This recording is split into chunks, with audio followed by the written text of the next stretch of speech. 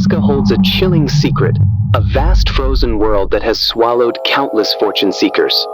Yet rumors persist that the restless spirits of those lost still guard their treasures, haunting this land to this day.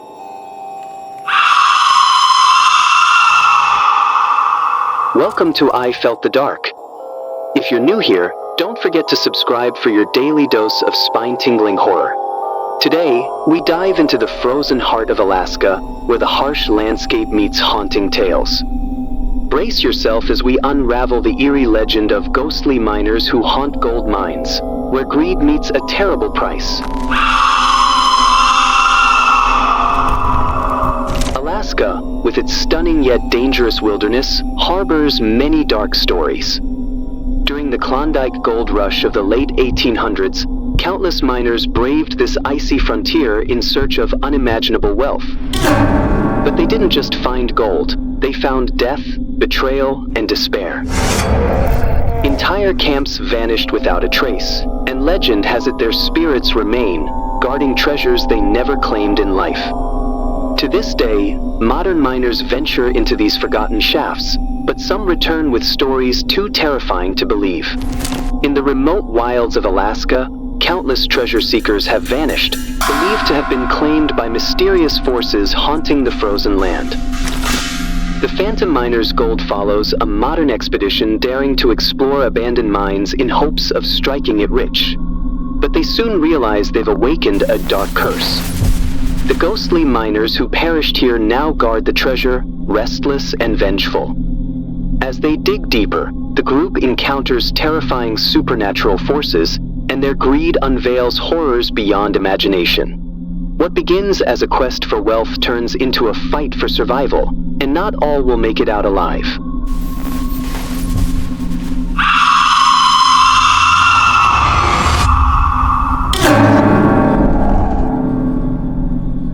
In the heart of Alaska's desolate wilderness, where mountains kiss the horizon and the wind howls like a banshee, a group of 6 treasure hunters huddles around a flickering campfire. The air bites with the promise of winter, and the snow-covered ground crunches ominously beneath their boots. Led by Jack Mallory, a seasoned prospector, they've come seeking the legendary treasure of a cursed abandoned mine. It's just a story, Zoe, the group's geologist, reassures them as they set up camp. The Phantom Miners' legend is just a cautionary tale to scare off the unprepared. Yet deep in Jack's heart, a flicker of doubt stirs. He's heard whispers of what lies beneath, the lost miners who met untimely fates, their cries echoing through the frozen caves of Alaska's wilderness. He shakes off the feeling, focusing instead on the shadowy outline of the mine entrance just visible through the curtain of snow. The next morning, hungry for adventure and riches, they set off toward the mine, bundled against the icy air. As they approach the gaping mouth of the mine, the wind whistles eerily through the rocks, carrying a bone-chilling cold that seeps into their bones.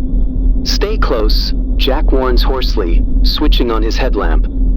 The beam slices through the darkness, illuminating walls lined with forgotten tools and remnants of a once bustling operation. Shadows dance, teasing their senses as they step inside, a creeping feeling of being watched settling over them. Inside the mine, their picks strike hard against glittering veins of gold. Each clang echoes ominously in the dark, awakening something ancient. But as they dig deeper, the atmosphere shifts. The shadows grow darker, stretching as if to swallow them whole. "I don't like this," says Emma, the youngest and most superstitious of the group. "Something's wrong." "Keep digging," Jack urges, his voice filled with determination. Greed runs thick among the group, binding them despite the increasing unease. Days pass, and while treasure piles up, they feel an unsettling pull, an unseen presence lurking just beyond their camp and flickering lanterns. At night, whispers coil within the mine, chilling them with memories of the miners who once worked there. One night, James, the tech-savvy adventurer, decides to capture the mine's essence with ghost hunting gear.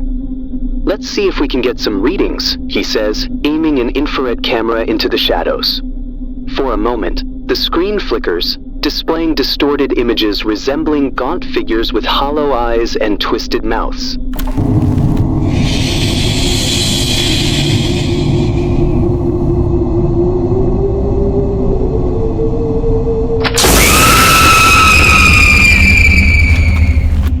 Just a trick of the light, Jack dismisses, but the unease deepens. The next morning, they discover Emma is missing. Panic grips the group as they search for her, calling her name, but their cries are met with a thickening silence. Faint echoes of laughter blend with despairing cries. Should we go deeper? Zoe asks, her voice trembling with fear. Jack hesitates, but the remaining members, driven by a mix of desperation and the lure of blood-stained riches, insist on pressing further into the mine. As they descend, they find decayed treasure, the wealth they sought, but with every handful they claim, the terror intensifies. Shadows flicker and swirl, coalescing into menacing forms, and the temperature plunges even further. Suddenly, with a deafening rumble, the ground shakes, and the mine begins to collapse. Rocks tumble, trapping them in the earth's suffocating embrace. As darkness engulfs them, screams echo from the shadows.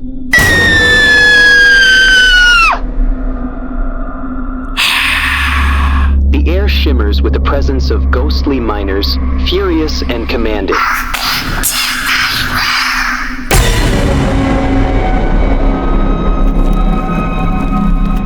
Twisted faces appear in the blackness, their mouths moving soundlessly as they warn the living to retreat. Jack, wide-eyed with terror, finally understands the curse that ensnares them. "We have to get out now," he shouts, but his words are lost in the chaos of despair around them. In the ensuing pandemonium, they struggle to escape, but not all are so fortunate. One by one, those consumed by greed and ambition are swallowed by the restless souls prowling the eternal night. Their screams echo, freezing the air until only Jack and Zoe remain. With hearts pounding like caged animals, Jack pushes Zoe toward the faint light flickering in the distance, the mine's exit. They run through collapsing tunnels, clinging to each other in the darkness. When they finally emerge into the open air, the faint dawn light paints the horizon. But the weight of loss hangs heavy in their hearts. Emma, James, and the others are gone forever, shadows consumed by the vengeance of the past.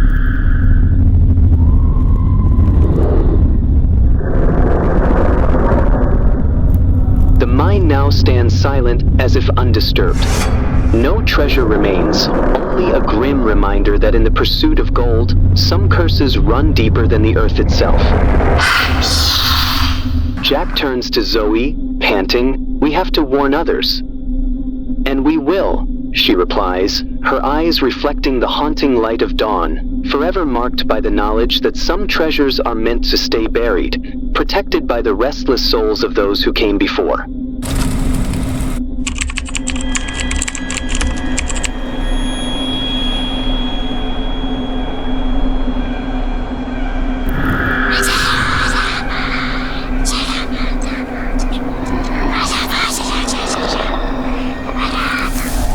Alaska is home to over 100,000 glaciers, some of which are said to hold more than just ice. They whisper, they cry, and they never forget. Picture the isolated beauty of Alaska, endless snow, towering mountains, where the breathtaking landscapes seem to conceal a dark and eerie mystery beneath their serene facade. Deep within Alaska's frozen wilderness, legends tell of restless spirits trapped in the glaciers, their cries echoing through the chilling silence. Set the mood, haunting and suspenseful, as we delve into the chilling tale of the Crying Glacier, a story that unearths the hidden horrors frozen beneath the surface.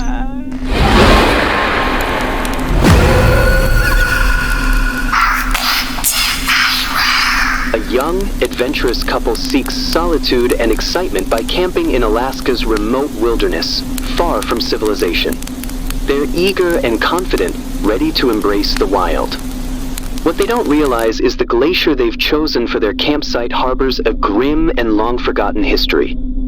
Alaska's rugged terrain is infamous, vast, remote, and dangerous. Villages are far apart, and weather changes in an instant. Bitter cold, relentless snow, and bone-chilling winds define daily life here. Beneath its captivating beauty lies an ever-present danger, and certain glaciers are considered cursed by locals. Whispers of trapped spirits and eerie voices have kept them off-limits. But the couple is unaware of these warnings. To them, the pristine white snow and peaceful surroundings seem harmless. They have no idea their chosen glacier is among the most feared, a place steeped in darkness and haunted by a chilling history. On their second night, gathered around their campfire, the atmosphere shifts. The once calm wind picks up, bringing with it an icy chill that seeps into their bones. That's when they hear it, something faint, almost like a whisper. At first, they dismiss it as the wind or an animal nearby, but the sound grows clearer. It's crying, soft, weak, and filled with sorrow.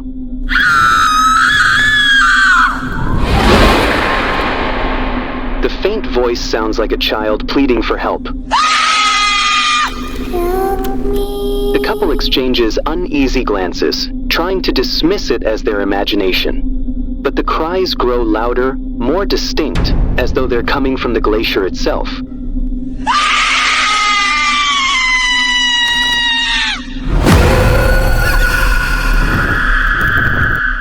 Driven by curiosity and an unexplainable pull, they approach the edge of the glacier in the dead of night. The closer they get, the more vivid the cries become, desperate, filled with anguish.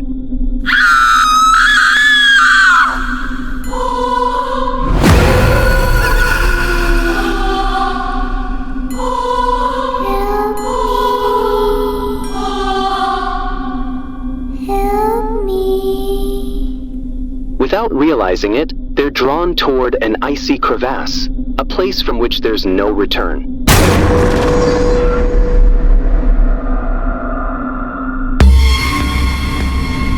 Compelled by a mix of dread and intrigue, the couple decides to investigate the source of the cries. Armed with flashlights, they tread cautiously toward the glacier, the snow crunching underfoot.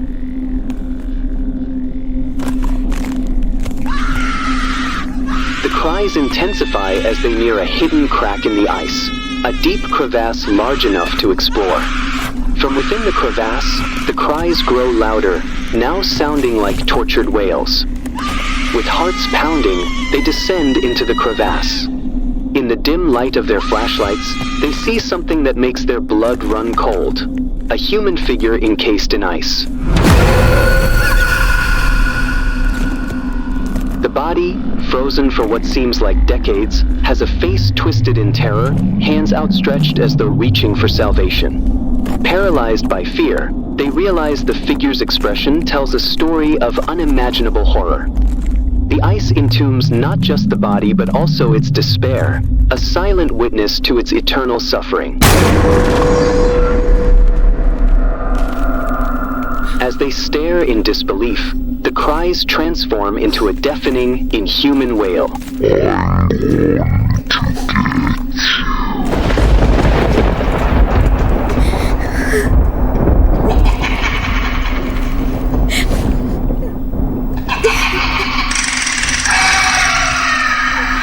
It's no longer the sound of a child or a human.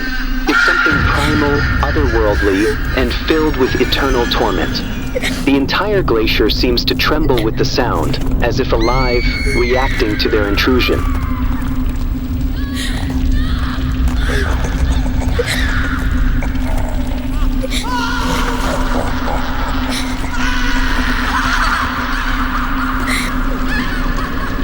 The ground beneath them begins to crack, the ice groaning as if warning them to leave. Thick fog engulfs the crevasse, and shadowy figures emerge, ghostly silhouettes trapped within the ice. These are no ordinary apparitions. They're the lost souls of those who had dared to venture too far, cursed to remain in the glacier forever. Their faceless forms reach out, clawing at the couple, pulling them closer to the abyss. Panic Panic takes over as the couple runs, but the shadows and cries follow.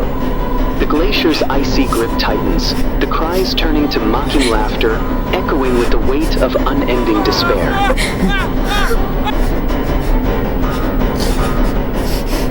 In a final, desperate moment, the couple realizes there's no escaping the glacier's curse. The shadows converge, the ground beneath them splits open, and they plummet into the void. The mocking laughter fades, replaced by their screams, which are quickly swallowed by the ice. The glacier seals itself, silencing the chaos.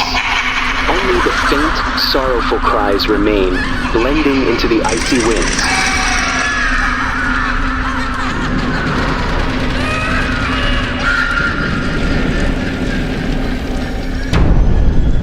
The crying glacier remains a place of eternal cold and torment, where the curious and the unwary become part of its haunted history.